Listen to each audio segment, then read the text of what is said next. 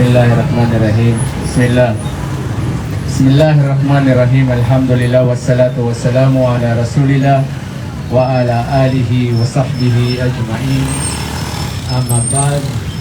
Rabbi israh li sadri wa yassir li amri wahlul 'uqdatam min lisani yafqahu qawli.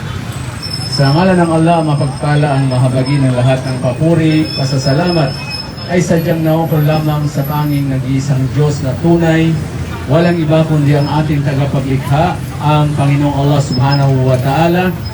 Nawa ang kanyang pagpapala, habag at kapayapaan ay mapasa kanyang huling propeta na si Muhammad sallallahu alaihi wasallam, at sa lahat ng mga taong tumatahak at tatahak pa lamang sa matuwid na landas hanggang sa huling araw. Mga ginigilaw na mga kababayan namin na nandirito sa GP Rizal Street dito sa Tumana, kami po muli ay magbabahagi sa inyo ng kaalaman hinggil po sa pananampalatayang Islam.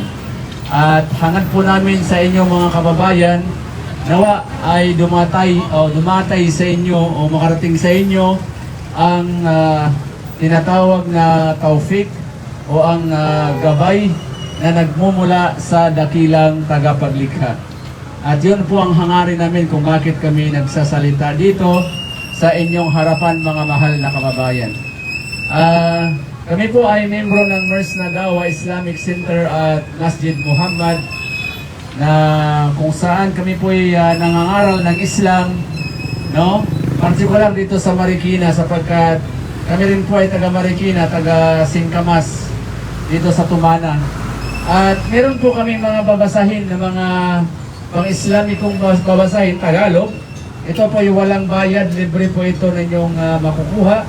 Libre po, opo. At kumuha lang kayo dito, at kung may tanong po kayo, walang po sis. Kung may tanong po kayo ay pwede po kayong magtanong sa amin.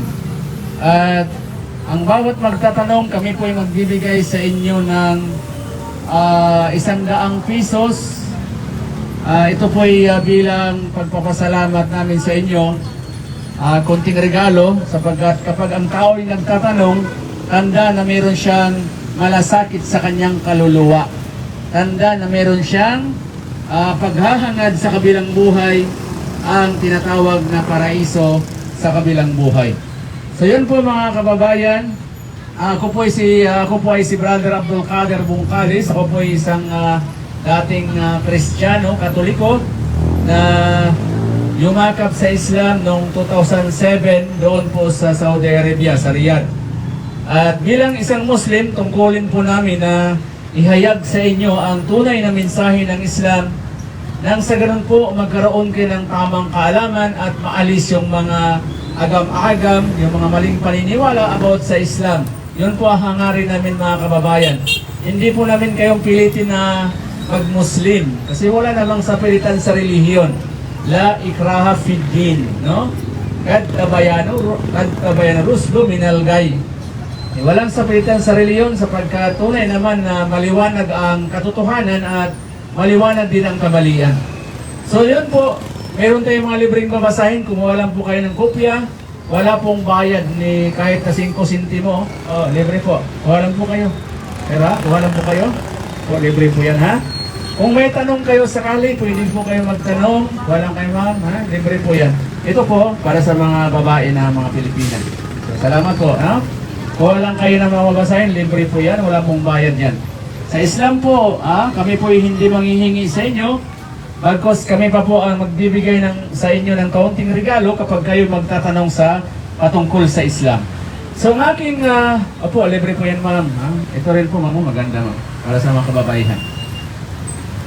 So ang aking nais ibahagi sa inyo, mga kababayan, ay ang patungkol sa tinatawag na sino ba ang Diyos na nararapat sambahin? No? Sino ba ang Diyos na dapat nating pag-alayan ng pagsamba? Sapagkat sa panahon ngayon, tunay po na ang mga tao ay nalilito. Nalilito ang mga tao kung sino ang Diyos na dapat sambahin. No? Kasi sa panahon ngayon, napakaraming Diyos na ipinakilala ng mga tao. So ang mga tao ngayon, nagugulumihan, na nagkaroon sila ng pagdududa kung sino nga ba ang dapat nating sambahin. No? Sa panahon kasi ngayon mga kababayan, napakaraming Diyos na sinasamba ng mga tao. Dito sa mundong ibabaw, napakaraming bagay ang ginawang Diyos ng mga tao. Katulad halimbawa, ang Diyos ng mga tinatawag na mga Hindu sa India, no? Ang Diyos nila ay nagkatawang baka. No? Ang mga Hindu, mga kababayan, ay naniniwala sila na ang Diyos ay bumaba sa lupa at nagkatawang anyong baka. Kaya yung mga Hindu sa mga India, sa Bombay, sila ay sumasamba sa baka. No? Pero naniniwala sila sa nag-iisang Diyos. Pero ang Diyos ay nagkatawang baka, kaya sinamba nila ang baka. Ganon din naman sa relihiyon o sa mga tao na katulad ng mga Inchik, no? Sa China, sa Burma, sa Sri Lanka, no? Sa Korea, may mga tao na ang kanilang sinasamba ay si Gautama Buddha. No? Ang Diyos nila ay si Gautama Buddha. Ang Diyos ko, no, nasa langit at bumaba sa lupa at nagkatawang tao kay Gautama Buddha. Kaya ang sinasamba ng mga Buddhism o Buddhismo ay si Gautama Buddha. No? Yun yung nag-iisang Diyos nila. Kaya malaking tanong sino nga ba ang Diyos na karapat dapat sambahin? Dito naman sa atin sa Pilipinas, hindi naman lingid sa ating kaalaman na ang mga Pilipino ay naniniwala dahil sa turo ng mga pari, ng mga nangangaral sa loob ng Kristyanismo, ang nag-iisang Diyos kuno na tagapaglikha ay nagkatawang tao. No? Bumaba galing sa langit, bumaba sa lupa, ang nag-iisang Diyos at nagkatawang tao. Kanino? Sa isang propeta katulad ni Hesukristo, mga kababayan. No?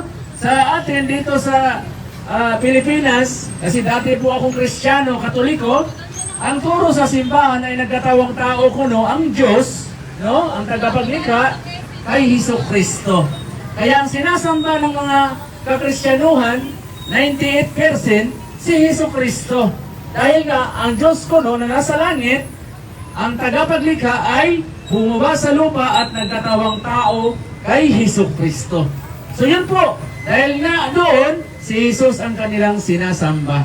No?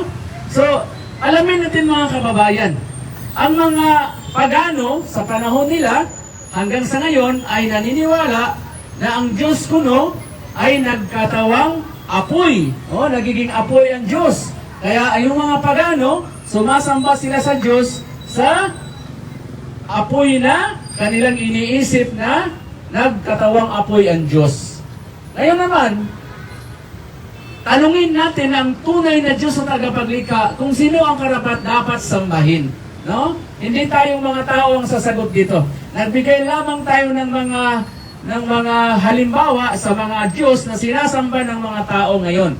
Ngayon, sa banal na Quran o sa Final Testament na galing ito sa dakilang tagapaglikha, dahil kung ang Biblia ay may Old Testament, may New Testament, nakaligtaan natin yung Final Testament. No? Ang huling testamento ng Diyos na tinatawag na Quran.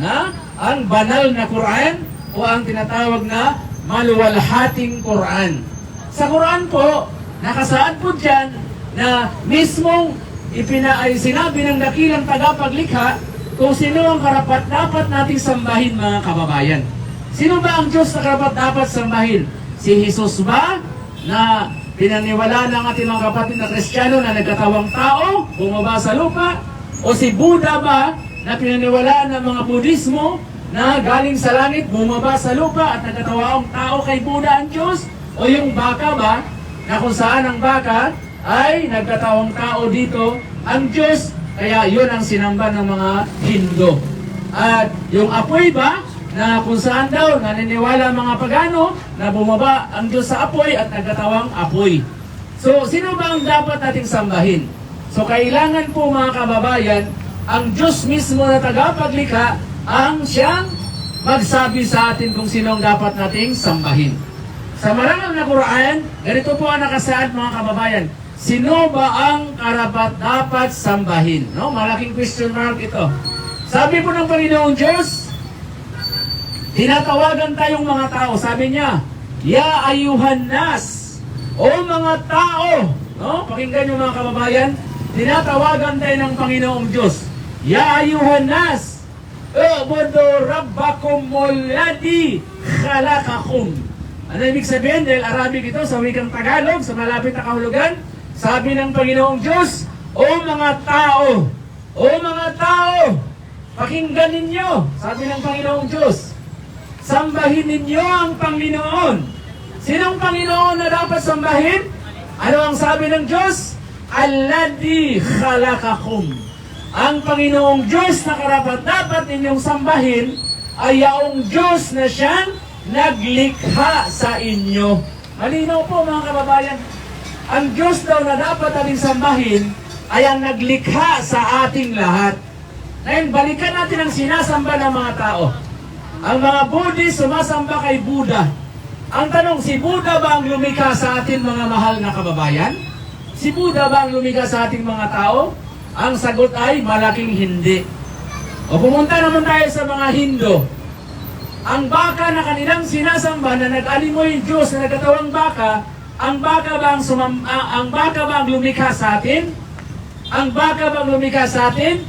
Ang malaking sagot ay hindi. Dahil ang baka, kinakain yan, di ba? Ginawang balbakuwa or bulalo, di ba? Napakasarap ang baka. Pero sinamba ng mga Hindu. Ngayon, dito sa Pilipinas, si Jesucristo ang 98% na sinasamba ng mga tao. Ngayon, ang tanong, si Jesus ba ang lumikha sa atin mga kababayan? Tanungin natin yung mga sarili. Si Jesus Christ ba ang lumikha sa atin? Ang sagot ay malaking hindi. Dahil nung pinanganak si Jesucristo ni Birheng Maria, ay marami ng taong nauna sa kanya. Nauna si Propeta Solomon, Propeta Zakaria, Propeta Moises, Propeta Harun, Propeta Abraham, Propeta Noah, Propeta. Ang nararapat sambahin ninyong mga tao ay ang Diyos na siyang lumikha sa inyo. Malinaw po, sino bang lumikha sa atin? Malaking tanong, sino ang lumikha sa atin? Atin pong mababasa sa loob ng banal na Quran na sinabi po ng Panginoong tagapaglikha. Sabi niya, Allahu alladhi khalaqas samawati wal ard wa bainahuma. Malinaw po. Napakalaking katibayan po, no? Na kung saan sinabi ng Panginoong tagapaglikha, siya si Allah. Siya ang tunay at tanging tagapaglikha na lumikha ng kalangitan. Nakikita natin ang kalangitan, mga mahal na kababayan. Yan po ay nilikha ng Panginoong Allah. At ang kalupaan na ating tinutungtungan, na ating tinitirikan ng bahay, ang lumikha niyan ay ang nag-iisang Diyos. Walang iba kundi ang Panginoong Allah.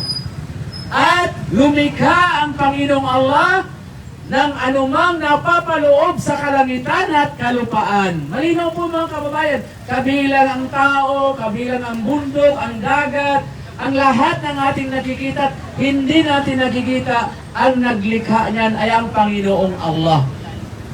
Kaya po mga mahal na kababayan, sagutin natin, tanong natin sa ating mga sarili, hindi po salungat ang turo ng Islam sa ating lahat bilang mga tao na may talino na nararapat po na ang ating sasambahin lamang ay ang dakilang tagapaglikha na lumikha sa ating lahat, ang Panginoong Allah lamang kababayan. Kaya si Jesucristo po, masasabi natin no? Hindi siya dapat sambahin sapagkat hindi naman siya lumikha sa atin. Ganon din si Buddha, no? Hindi po nararapat sambahin sapagkat si Buddha ay isang tao lang katulad natin. Ganon din po ang baka. Ang baka na sinasamba ng mga Hindu ay hindi po nararapat sambahin. So ang nararapat sambahin mga kababayan, alladhi khalaqakum. Siya si Allah na siyang lumikha sa ating lahat. Nung nasagot natin ang tanong mga kababayan, mismo ang Diyos na tagapaglikha ang siyang sumagot kung sino ang nararapat nating sambahin.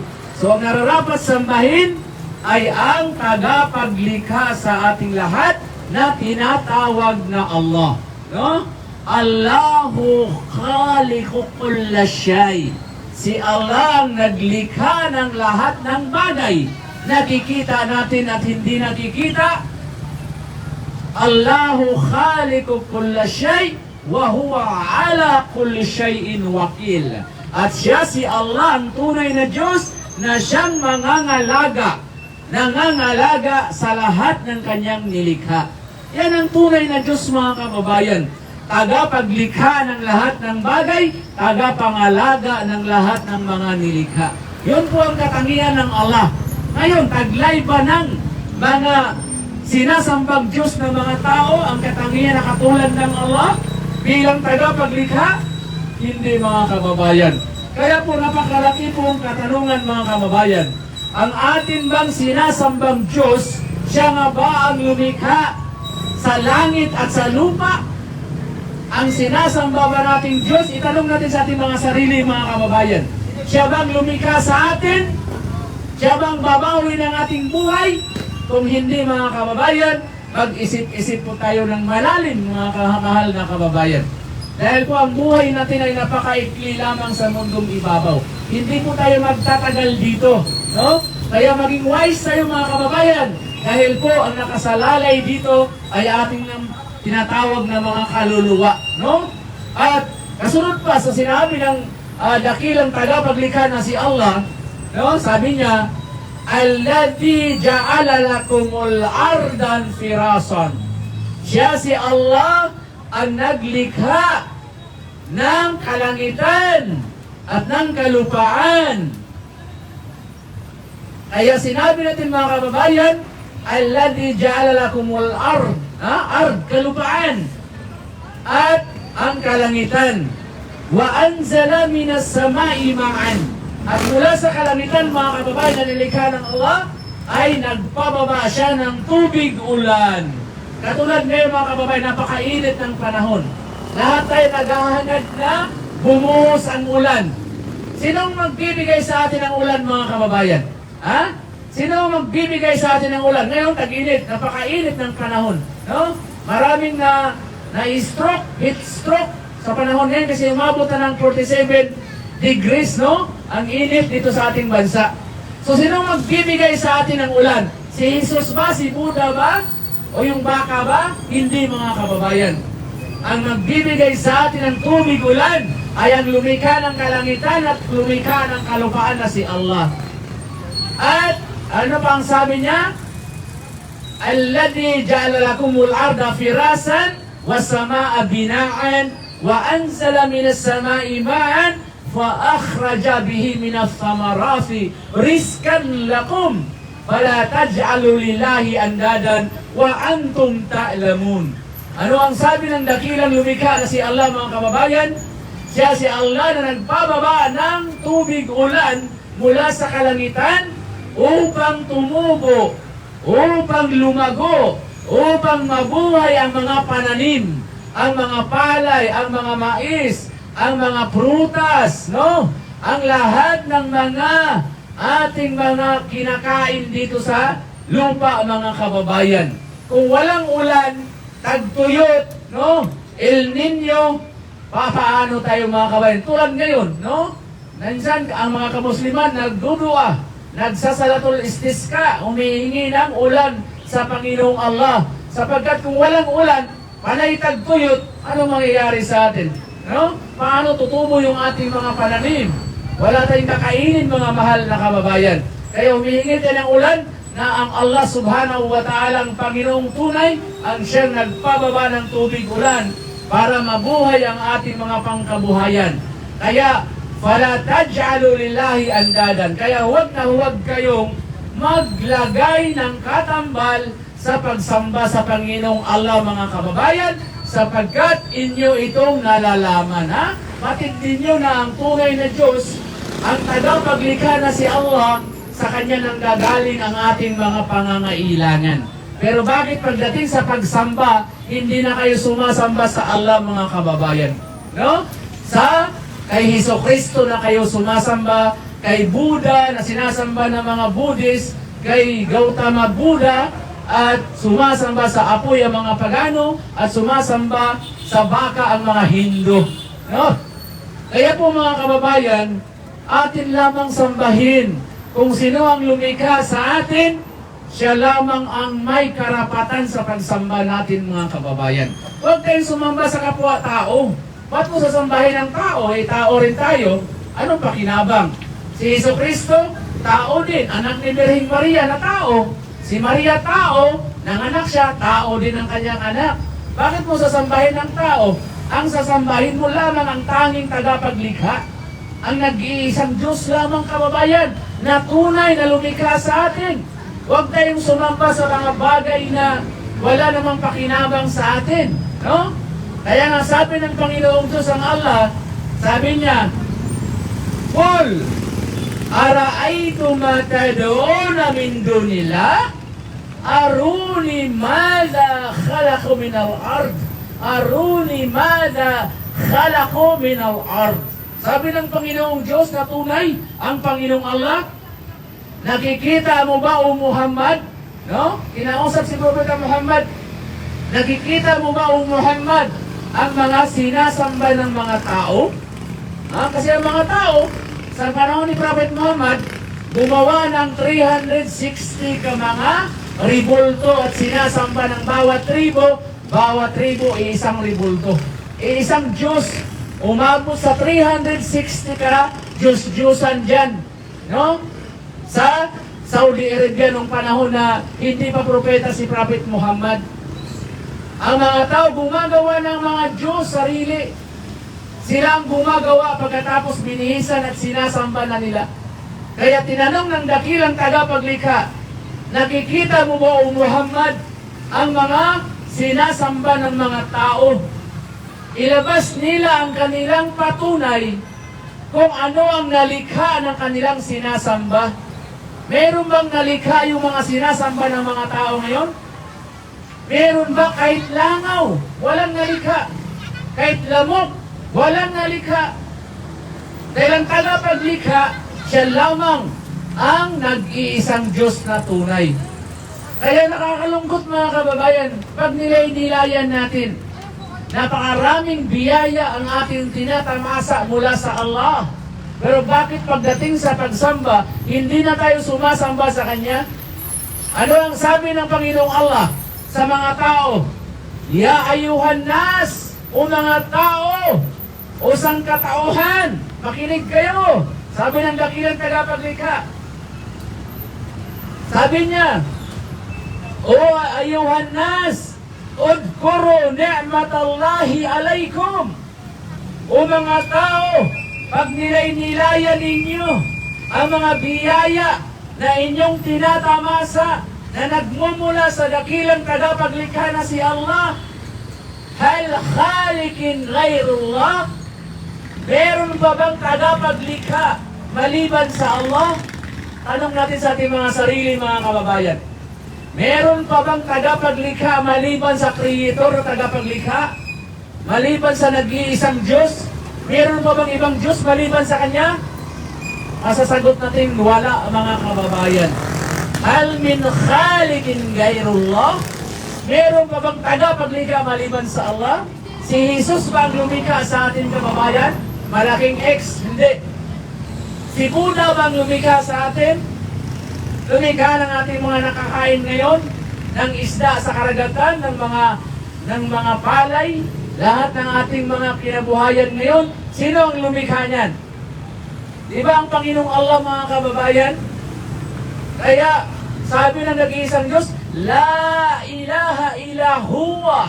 Kaya walang Diyos na marapat sambahin, walang Diyos na marapat kilalanin, kundi ang dakilang tagapaglikha na lumikha lamang sa ating lahat mga kababayan.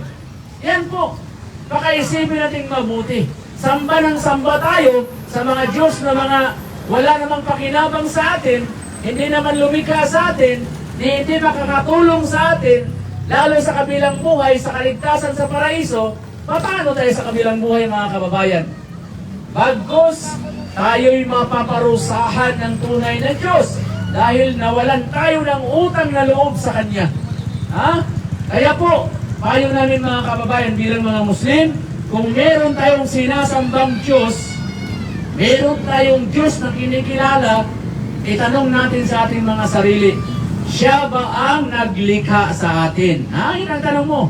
Yan ba ang sinasamba kong Diyos katulad ni Jesucristo? Sinamba ng maraming tao. Si Jesus ba ang lumikha sa inyo, kababayan? Si Jesus ba ang lumikha ng paraiso? Si Jesus ba ang lumikha ng impyerno? Si Jesus ba ang lumikha ng karagatan, ng kabundukan? Hindi, mga kababayan. Batid natin yan. Dahil wala pa si Jesucristo, hindi pa siya pinanganak ni Bering Maria, ay meron ng kalangitan, may kalupaan na, meron kabundukan, merong karagatan. Kumplito na lahat, mga kababayan. Kaya po, pag nilay-nilayan po natin, kaya po sabi ng Panginoong Diyos sa si Allah, innal ladina tad'una min dunillah lam yakhliqu dubaban.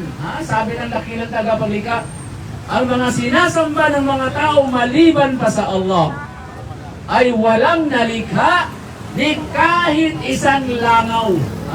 Ni kahit isang langaw walang nalikha. Pero bakit sinasamba ng mga tao? Katulad si Jesucristo, sinamba siya, wala pa lang nalikha si Jesus. Kahit langaw, wala. Bakit sinamba si Buddha? Si Buddha wala rin nalikha. Kahit isang bato. Lalo yung baka na sinasamba ng mga Hindu. Lalo na yung apoy na nilikha lang din. So bakit sinasamba ng mga tao? Kaya sa tanong po mga mahal na kababayan, sino po ang Diyos na marapat nating sambahin? Walang iba kundi ang Panginoong Allah Subhanahu wa Ta'ala na siyang naglikha ng lahat ng bagay. Kaya nga sinabi niya, Badi'us samawati wal ard.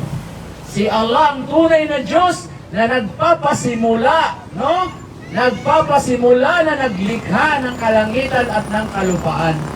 So yun po mga kababayan, kung may Diyos tayong sinasamba, ay kailangan po nating pagnilay-nilayan. Kailangan po siya ang tagapaglikha ng lahat.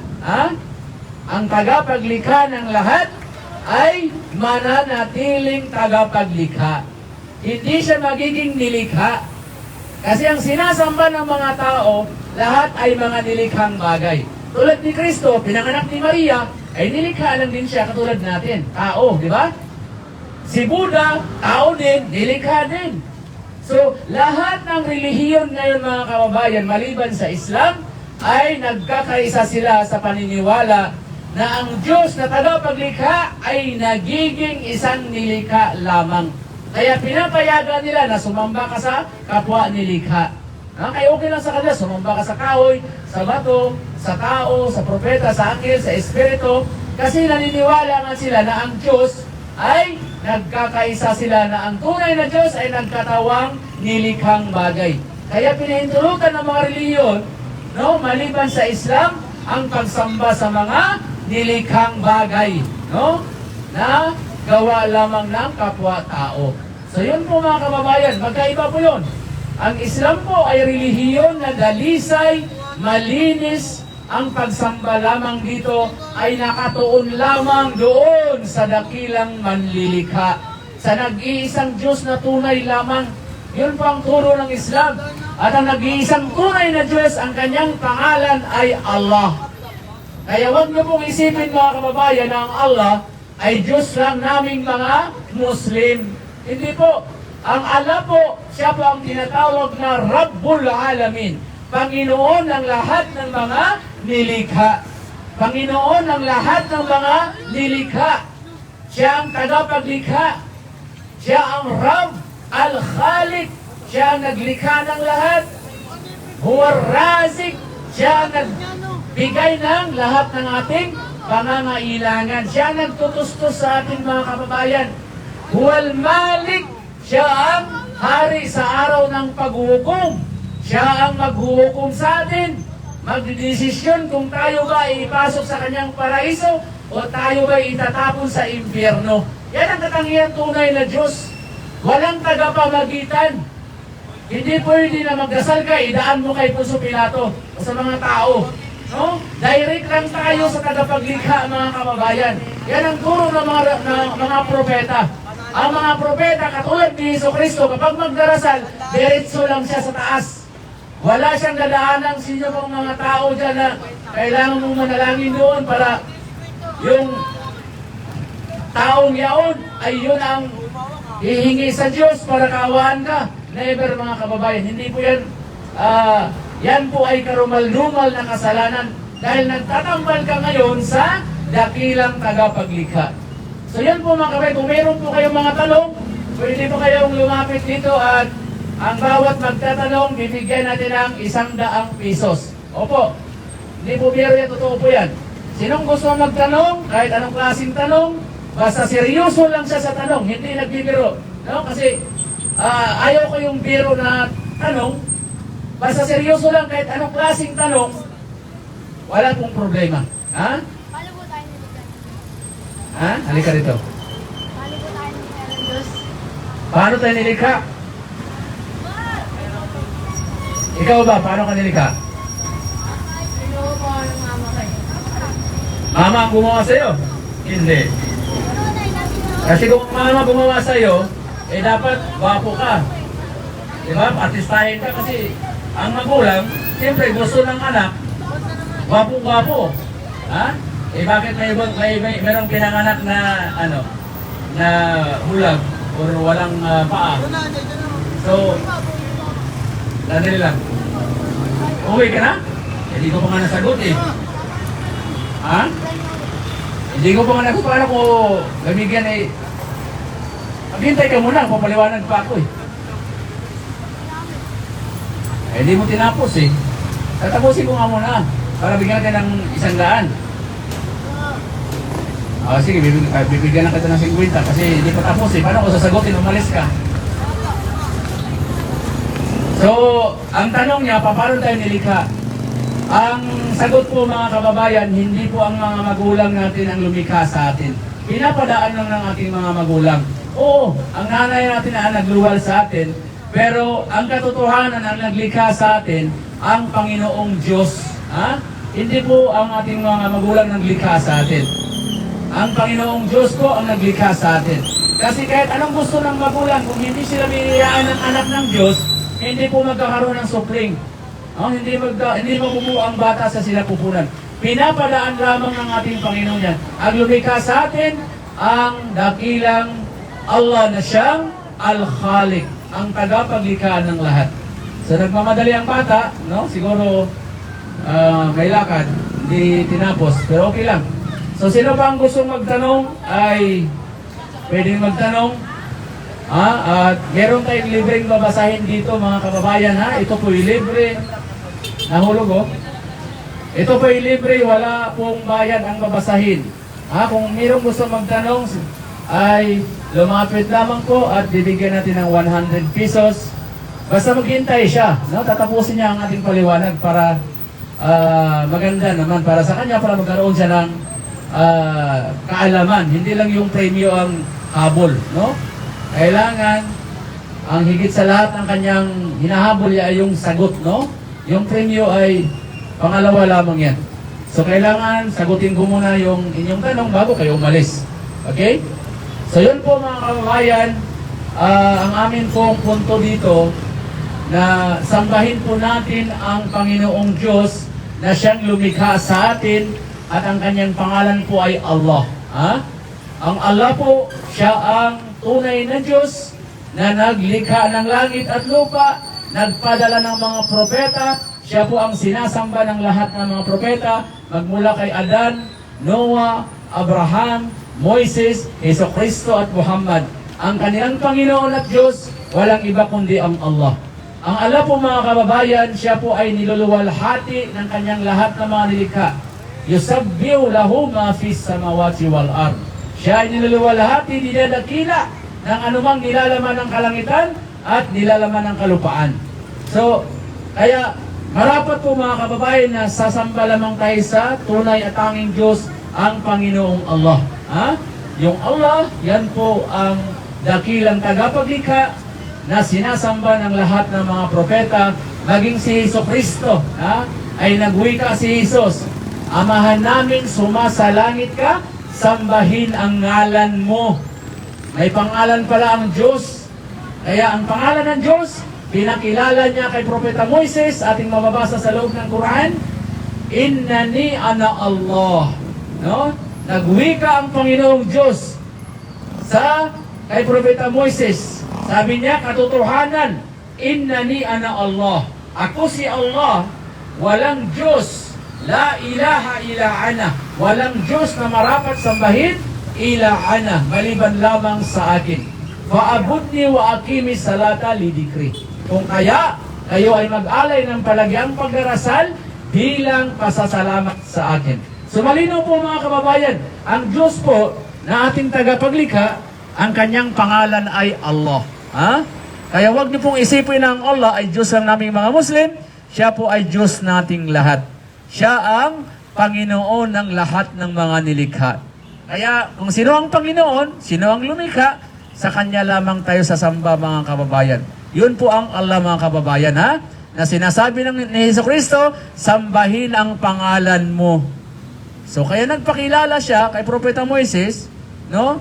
Katuparan sa sinabi ni Kristo na kailangan sambahin natin ang Diyos na ayon sa kanyang personal na pangalan. Ha? Kaya sabi niya, Innani ana Allah.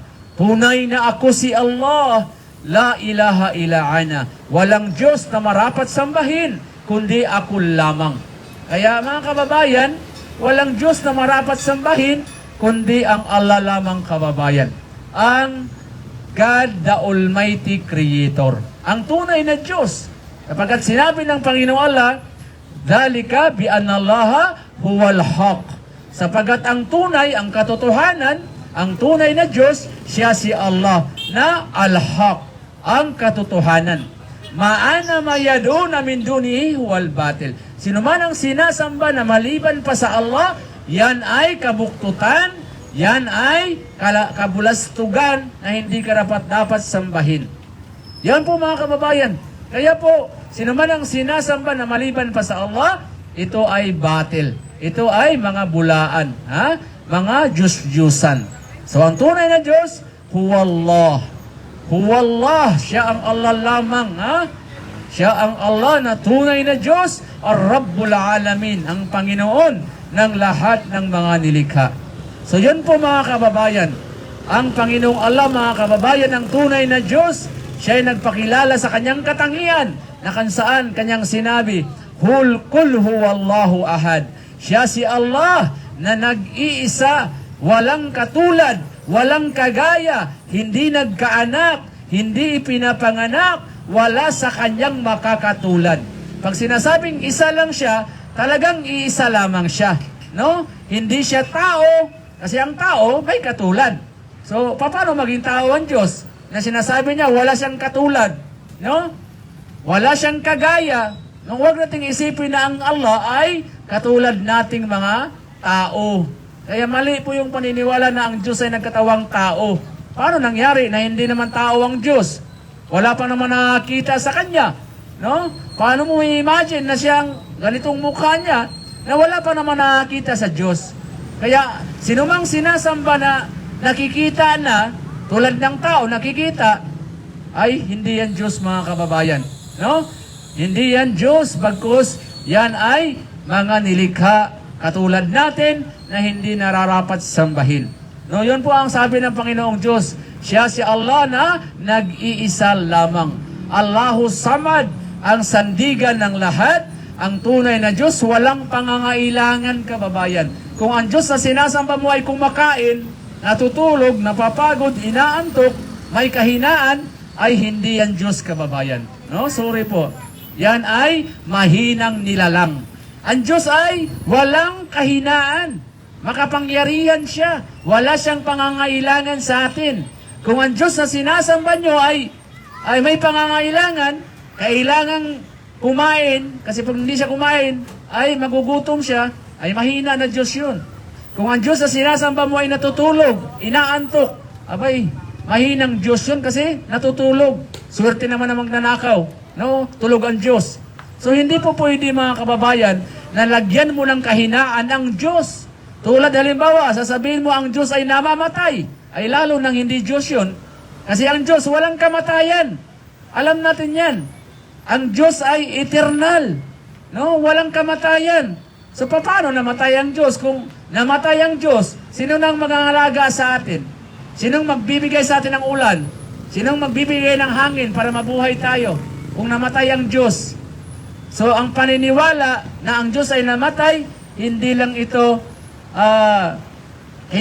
nangangahulugan na mahina ang ating pag-iisip. Bagkus ito ay katampalasanan sa kadakilaan ng dakilang tagapaglikha kung sasabihin mong namamatay ang Diyos.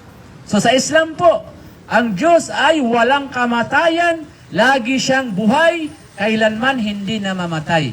No? Al-Hayyu alladhi la yamut. Ang tunay na Diyos, laging hay, laging buhay na buhay. So ang Diyos na sinasamba ng mga tao at namatay, yan ay huwad na Diyos, mga kababayan. Kasi ang Diyos walang kamatayan. Ang tao na mamatay. Bakit? Kasi tayong mga tao, may simula tayo. Meron tayong simula. Pinanganak tayo sa ating nanay. Kaya tayo'y magwawakas. Lahat ng may simula, merong wakas. Kung ang Diyos ay may simula, pinanganak ng nanay, no, meron siyang pinagmulan, aba, mamamatay nga siya. Dahil hindi siya Diyos. Dahil meron siyang wakas. So yun po, mga kababayan. Ito'y paghihigpit lamang ng tornilyo para maisip natin ang tunay at katotohanan, mga kababayan. No? Hindi po tayo naninira dito. Ang ating pong talino ang dapat mangingibabaw, no? Hindi yung emosyon or damdamin. Ano pang katangian ng Panginoong Allah, mga kababayan? Siya ay hindi nagkakaroon ng anak. No? Ang Allah, mga kababayan, ang tunay na Diyos na lumikha sa atin, hindi pwedeng manganak. Kasi pag manganak ang Diyos, dadami na ngayon ang ating Diyos, mga kababayan. Kasi yung anak niya, Diyos anak, kung sasabihin mo ay may Diyos ama, nanganak siya, may Diyos ama, nanganak, Diyos anak, meron din, ay pag lumaki yung Diyos anak, magkaanak din yun, anong tawag doon? Diyos apo, no? Apo sa tulod, apo sa talampakan, marami na pong Diyos, mga kababayan. So, imposible po na ang Diyos ay manganak dahil hindi niya kailangan ng anak. No? Kasi wala nga siyang kahinaan. Wala siyang pangangailangan. Bakit niya kailangan ng anak? Tayong mga tao na kailangan ng anak kasi mahina tayo. Diba? Pag nagkakasakit tayo, pag tumanda tayo, nangailangan tayo ng anak para merong mag-aruga sa atin. Merong mga alaga sa atin. Ganun ba ang Diyos? Magkakasakit siya, manghihina siya, at kailangan niya ng anak na mag-aaruga? Mali, mga kababayan. Subhanallah. No? At sinabi pa niya, ang Panginoong Allah, ang kanyang katangian, hindi siya nagkaroon ng anak at hindi siya ipinapanganak. Wala siyang magulang. Paano nagkaroon ng nanay ang Diyos? Meron pa bang nauna kaysa sa Kanya? Ang tao ba ay nauna kaysa sa Diyos? Mali. Kasi ang Diyos ang nauna bago pa tao. Bakit? Siya ang naglikha ng tao eh. Paano nagkaroon ng nangyari na nauna ang tao kaysa sa Diyos? Diba? Ang Diyos ang nauna bago ang tao. Kaya ang paniniwala na ang Diyos ay pinapanganak, meron siyang magulang, abay, mag-isip na po tayo, mga kababayan, no? Nung malalim na pag-iisip. Ang Diyos po ay hindi maaring may magulang. Kasi lahat ng bagay na may magulang, merong simula, lahat yan ay magwawakas, maglalaho yan. Kasi may simula eh. Diba? Tulad ni Jesucristo, may simula, mayroon siyang nanay. Kaya nga siya, sa inyong paniniwala, namatay siya. Bakit? Dahil nga may nanay siya. Hindi siya ang tagapaglikha. Nilikha din siya, tulad natin. Kaya sa inyong paniniwala, namatay siya ng 3 araw, 3 gabi. So kung namatay ang Diyos, sino lang ang Diyos natin? Bakit buhay pa tayo? Kung namatay ang Diyos. Kung namatay ang Diyos, patay din tayong lahat, mga kababayan. Bakit? Ang Diyos ang nangangalaga sa atin, di ba? Siya ang nagbibigay ng ating oxygen para mabuhay. Okay, panghuling katangian ng Allah. Walam yakullahu kufuwan ahad. At sa tunay na Diyos na si Allah, wala sa Kanyang makakahalin tulad, wala sa Kanyang makakagaya. Ibig sabihin, hindi natin pwedeng lagyan ng larawan o anumang picture o litrato ang mukha ng Diyos. Bakit? Wala siyang katulad eh. Pag walang katulad, pwede mo bang ihambing sa ating mga tao? Walang katulad ang Diyos. Sabi nga ni Kristo, di ba? Ang Diyos, kailanman, wala pang nakakakita sa Kanya. Nasa Biblia yan, sa New Testament. Wala pang nakakakita sa Diyos. Kung walang nakakita sa Diyos, paano na picturean? Paano na okit ang mukha? Paano na drawing kung wala naman siyang, wala pang nakakita sa Kanya? Di ba? So pwede ba tayo mag-imagine, hindi natin nakita ang isang bagay, tapos do-drawing tayo, ganitong mukha niya? Hindi pa nakita eh. Hindi katulad na mag-drawing tayo ng kalabaw. Alam natin yung drawing kalabaw kasi nakita na natin kalabaw, di ba? Tao. Pwede natin mag-drawing ng tao kasi nakakita tayo ng tao eh. Ang Diyos, wala pa na nakita. Paano may drawing? Di ba? Kaya malaking kalapastanganan sa kadakilaan ng Diyos na si Allah na lagyan mo siya ng larawan samantalang wala namang nakakita sa Kanya at wala sa Kanyang makakagaya. Yan po ang katangian ng Allah, mga kababayan. Kung ang Diyos na sinasamba nyo ay tumugma doon sa sinabi ng Panginoong Diyos na si Allah sa loob ng banal na Quran, hawakan ninyo ang inyong paniniwala. Pero kung ito'y sumasalungat sa katangian ng tunay na Diyos, sumasalungat, kumukontra, abay mag-isip po tayo ng malalim na pag-iisip, mga mahal na kababayan. Ito po ay hindi po pangungutya, hindi po ito pag-aalipusta, bagkus ito ay tanda ng aming pagmamahal sa inyo. Pagmamalasakit. Diba, ang gamot minsan mapait, pero nakakabuti sa kalusugan ang mapait. Katulad ng ampalaya, katulad ng dahon ng insulin, na napakapait, pero ito ay nakakabuti sa kalusugan. No? Ganon din po ang katotohanan, mga kababayan. Minsan nakakirot ng ating damdamin, pero ito pa ay nakakabuti para sa atin. No? Nakakasakit siya, pero gamot pala ito sa ating pagkalimot. No? Gamot pala ito para tayo ay magkaroon ng tamang kaisipan. No? So yun po, mga kababayan, maraming salamat po sa inyong pakikinig. Dalangin namin sa Allah. Dalangin namin sa Allah nawa taufikan kayo, gabayan nawa kayo, maintindihan nyo ang aming mga paliwanag dito. Hindi naman kayo pinipilit na mag-Muslim, kababayan. Pero kung napagtanto ninyo na tama yung aming mga sinasabi dito, huwag nyo namang dayain ang inyong mga sarili. Huwag nyo dayain. No? Kasi ang dinadaya ninyo, ang inyong sarili. Hindi natin madaya ang Diyos. Wala siyang pangangailangan sa atin. Ang Diyos ba nangailangan sa atin? Wala. Tayo ang may pangailangan sa Allah. Bakit? Nangailangan tayo ng kaligtasan sa kabilang buhay. Nangailangan tayo ng paraiso, di ba? So yun po, kung gusto mo ng paraiso, sambay mo si Allah para makakapasok ka sa kanyang paraiso. Huwag kang sumamba sa kapwa-tao. Walang maitutulong yan. Ang Allah ang naglikha ng inyong sinasamba at pati ang inyong sarili. Wallahu khalaqakum wa antum ta'budun. Si Allah ang naglikha sa inyo, ganun din sa sinasamba ninyo, si Allah pa rin ang naglikha niyan. Kaya si Allah po ang karapat-dapat sambahin, mga kababayan. Wala na pong iba pa. So kung sinong gustong magkakuha ng babasahin, libre po na babasahin, wala namang bayad, no? Magbasa-basa kayo, no? Para magkaroon kayo ng tamang kaalaman na siyang tutulong sa inyong mga sarili para kayo ay maligtas, lalo sa kabilang buhay, mga minamahal na kababayan. At hanggang dito na lang at kami ay magdarasal pa. Maraming salamat po sa inyong pakikinig. Maraming salamat, nawa gabayan nawa kayo sa katotohanan at nawa kayo ay papapasukin ng Allah. Alaikum salam wa barakatuh. Pasok na. Nawa kayo ay makapag-isip-isip, makapagmuni-muni para ang sabi kasi ni Propeta Muhammad, hindi babaguhin ng Allah ang tao kung hindi niya babaguhin ang kanyang sarili. Hindi siya gagabayan ng Allah kung hindi siya magpapasakop sa kalooban ng tunay na Diyos na lumikha sa ating lahat, ang Panginoong Allah. Subhanakallahumma bihamdika asyhadu an la ilaha illa ant nastaghfiruka wa atubu ilaik. Assalamualaikum warahmatullahi wabarakatuh. At magandang gabi po sa lahat ng ating mga mahal na kababayan na nandarito. Maraming salamat po sa inyong pakikinig. Hanggang sa muli po, marami pong salamat.